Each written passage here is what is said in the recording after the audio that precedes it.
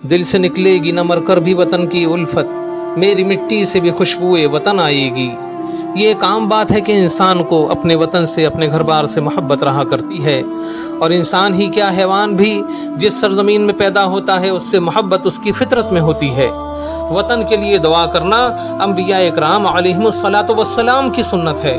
भाइयों, हमारे प्यारे वतन हिंदुस्तान को एक तवील जद्दोजहद के बाद आज़ादी की नेमत हासिल हुई। इसे हमारे असलाफ ने ज़बरदस्त कुर्बानियों का नजराना पेश करके हासिल किया। अंग्रेज़ों से बाकायदा मुनज़्ज़म जंग नवाब सिराजुद्दौला के नाना अली वर्दी खां ने की और अंग्रेज़ों को शिकस्त दी।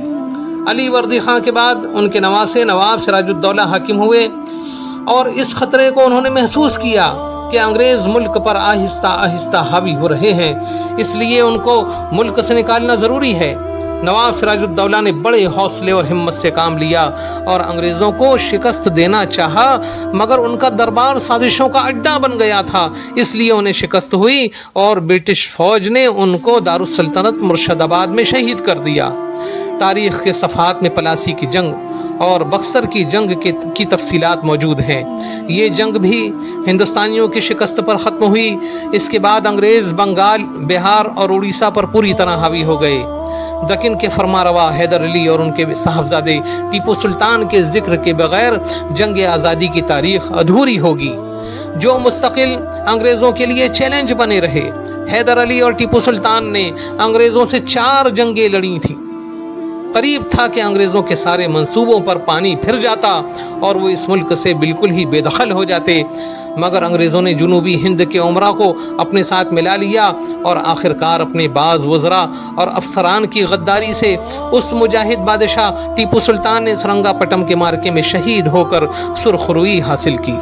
टीपू सुल्तान ने अंग्रेज़ों की ग़ुलामी और असीरी और उनके रहमो करम पर ज़िंदा रहने पर मौत को तरजीह दी।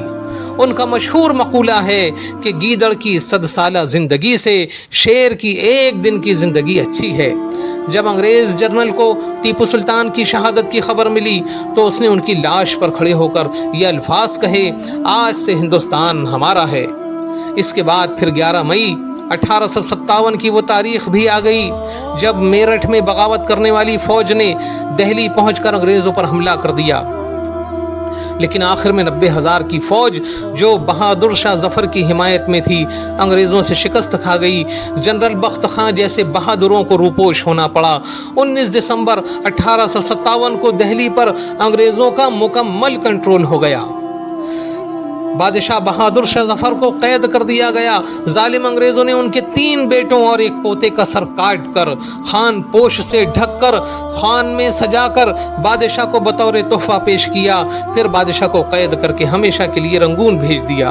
वहीं उनका इंतकाल हुआ और वहीं वो सिपुर्द खाक हुए। खुद उनका शेर है, कितना है बदनसीब ज़फ़र दफन के लिए, 2 गज़ ज़मीं भी ना मिली कुए यार में। इस मुल्क को अंग्रेज़ों की ग़ुलामी से बचाने के लिए मुसलमानों की मज़ीद क़ुरबानियाँ दिल थाम कर सुनिए। 1857 में बहादुर शाह ज़फ़र की नाकामी और गिरफ्तारी के बाद पूरे हिंदुस्तान में लाखों मुसलमान मर्दों और औरतों को कत्ल किया गया। लाखों बच्चों को कत्ल, यतीमी और गुरबत का शिकार होना पड़ा। और उलमा की क़ुरबानियाँ, अल्लाह अकबर। मशहूर सहाफ़ी जिनका नाम कुलदीप नैयर है, उनके एक मज़मून के मुताबिक सिर्फ दिल्ली और उत्तर प्रदेश में 55,000 उलमा कत्ल किए गए। अल्लाह अकबर। इन्हीं तीरे सितम के शिकारों में अल्लामा फजल हक खैराबादी भी हैं। ये वही शख्सियत हैं जिनकी रगों में हज़रत सैयदना उमर फ़ारूक़ आज़म रज़ियल्लाहु ताला अन्हु का खून दौड़ता था। उन्होंने अंग्रेज़ों के ख़िलाफ़ फ़तवा जिहाद दिया और इसके पादाश में अंग्रेज़ों से मुकाबला करने के जुर्म में जालिम अंग्रेज़ों ने अल्लामा फजल हक खैराबादी को गिरफ़्तार करके काला पानी भेज दिया, जहां उस मर्द मुजाहिद ने असीरी और कसम पुरसी के आलम में दाइए अजल को लब्बैक कहा और हमेशा के लिए वो मर्द मुजाहिद जज़ीरा इंडोमान की खाक में सो गया। अब्र रहमत उनकी मरकत पर गुहर बारी करे, हश्र तक शाने करीमी नाज बरदारी करे। 1857 में अंग्रेज़ों के ख़िलाफ़ आज़ादी और ख़ुद मुख्तारी की जंग लड़ने वाले और अपने वतन के लिए अपनी जानों का नजराना पेश करने वाले ज़्यादातर मुसलमान ही थे। याद रहे, ये जंग आज़ादी थी اور 20ویں صدی میں جو آزادی کی کوششیں ہوئیں جن کے بعد بھارت کو آزادی ملی وہ تحریک آزادی تھی، اس میں جنگ نہیں کرنا پڑی۔ اس طرح پلاسی کے میدان سے انگریزوں کا ہندوستان کو غلام بنانے کا جو سفر شروع ہوا تھا وہ نصف ستمبر 1857 میں مکمل ہوا، لہٰذا جزوی طور پر 120 برس اور مکمل طور پر 90 برس ہندوستان انگریزوں کا غلام رہا۔ لمحوں نے خطا کی تھی، صدیوں نے سزا پائی۔ دوسری جنگ عظیم کے بعد برٹش حکومت بہت کمزور ہو گئی تھی، لہٰذا ہندوستانیوں نے پوری قوت کے ساتھ مکمل آزادی کا مطالبہ کر دیا، انگریزوں سے مکمل آزادی کا مطالبہ کر دیا۔ بالآخر لاکھوں انسانوں کے قتل، لاکھوں عورتوں کی عصمت دری، بے شمار بچوں کے یتیم ہونے اور 120 سال غلام رہنے کے بعد 15 اگست 1947 رمضان المبارک کی 27ویں شب یعنی لیلۃ القدر میں ٹھیک 12 بجے ہندوستان کی آزادی کا اعلان کر دیا گیا۔ لہٰذا آزادی پر جہاں ہم اظہار مسرت کرتے ہیں وہیں ہمیں خاص طور سے ہندوستانی مسلمانوں کو ایک کھٹک بھی ہے۔ وہ کھٹک کیا ہے؟ وہ یہ ہے کہ ہمارے وطن عزیز کے ٹکڑے ہو گئے اور پہلے 2 ملک ہوئے اور پھر 3 الگ الگ ملک ہو گئے، ہندوستان، پاکستان، بنگلہ دیش، اور اس طرح سے ہمارے 2 بھائی ہم سے الگ ہو گئے۔ اگر آج بھی وہ اس ملک کا حصہ ہوتے، اگر آج بھی وہ اسی ملک کا حصہ ہوتے تو پھر ہم مسلمان اقلیت میں نہ ہوتے۔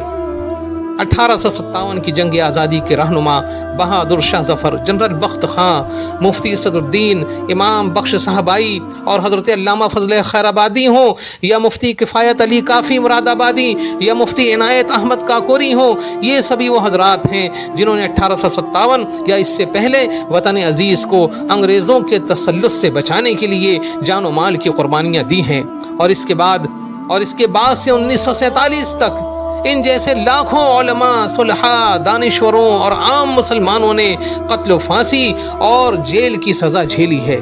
الغرض وہ کون سی مصیبت ہے جو مسلمانوں کو برداشت نہیں کرنا پڑی؟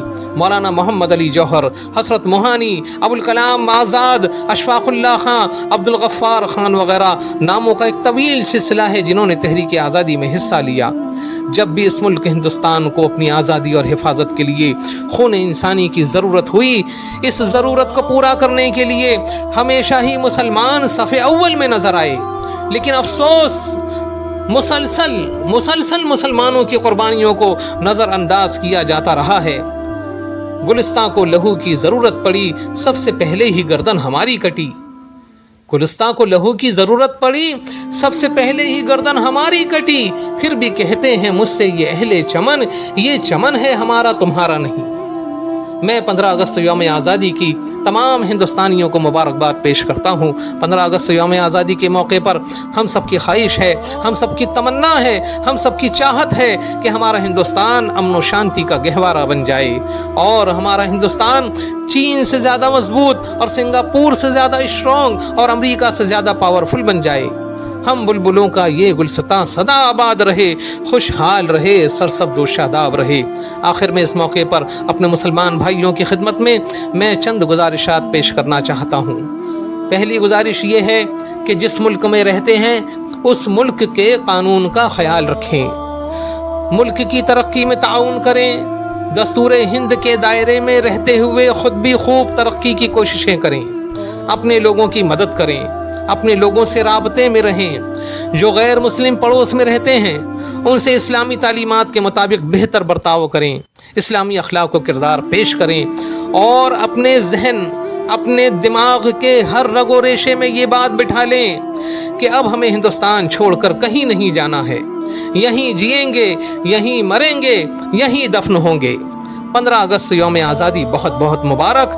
ملک عزیز ہندوستان زندہ باد۔